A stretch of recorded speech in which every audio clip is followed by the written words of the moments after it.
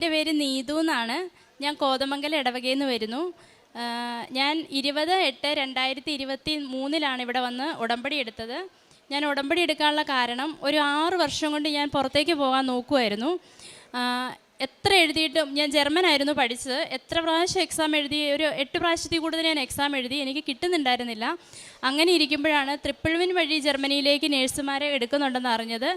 അങ്ങനെ ഞാൻ 2024 ജൂൺ മാസത്തിൽ ഞാൻ ഗോയിത്തേൽ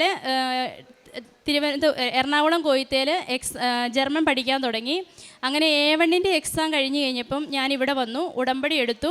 ഉടമ്പടി എടുത്ത് A2-ൻ്റെ എക്സാം ആയപ്പോൾ ഞാനിവിടെ വന്ന് അച്ഛനെ കണ്ടു. അച്ഛൻ്റെ ബ്ലെസ്സിങ് ഒക്കെ മേടിച്ചു, എക്സാം എഴുതി, എക്സാം പാസ്സായി. B1-ൻ്റെ എക്സാം ആയപ്പോൾ വീണ്ടും ഞാനിവിടെ വന്ന് അച്ഛനെ കണ്ടു, അച്ഛൻ്റെ ബ്ലെസ്സിങ് ഒക്കെ എടുത്തു.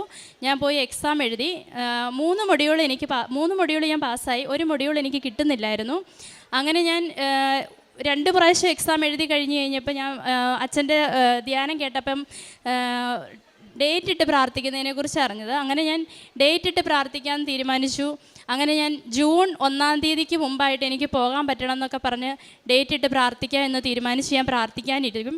പക്ഷെ ഞാൻ എപ്പോൾ പ്രാർത്ഥിച്ചാലും ജൂണിൽ നിന്ന് എൻ്റെ വായി വരത്തില്ല, ജനുവരിയിൽ നിന്ന് എൻ്റെ വായി വരുള്ളൂ.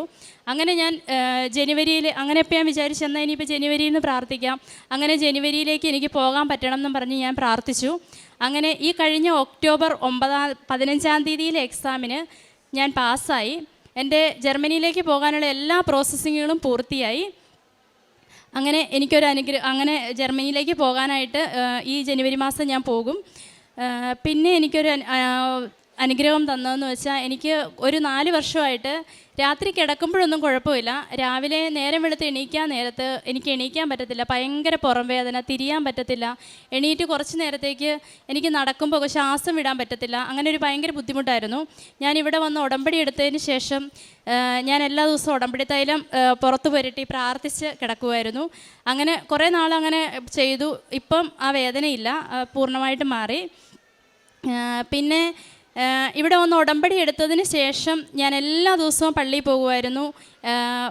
എല്ലാ ദിവസവും കൊന്ത ചെല്ലും, ബൈബിള് വായിക്കും. ഇതിനു മുമ്പ് എനിക്ക് ഞായറാഴ്ച പോലും പള്ളിയിൽ പോകാൻ മടിയായിരുന്നു. പിന്നെ പുണ്യപ്രവൃത്തി ചെയ്തതെന്ന് വെച്ചാൽ, ഞാനൊരു നേഴ്സാണ്. അപ്പം ഹോസ്പിറ്റലിലെ രോഗികളെയൊക്കെ നല്ല രീതിയിൽ ശുശ്രൂഷിക്കും. പിന്നെ എൻ്റെ അടുത്ത് വന്ന് സഹായം ചോദിക്കുന്നവർക്ക് പൈസയായിട്ടും അല്ലാതെയൊക്കെ സഹായം ചെയ്തു കൊടുക്കും.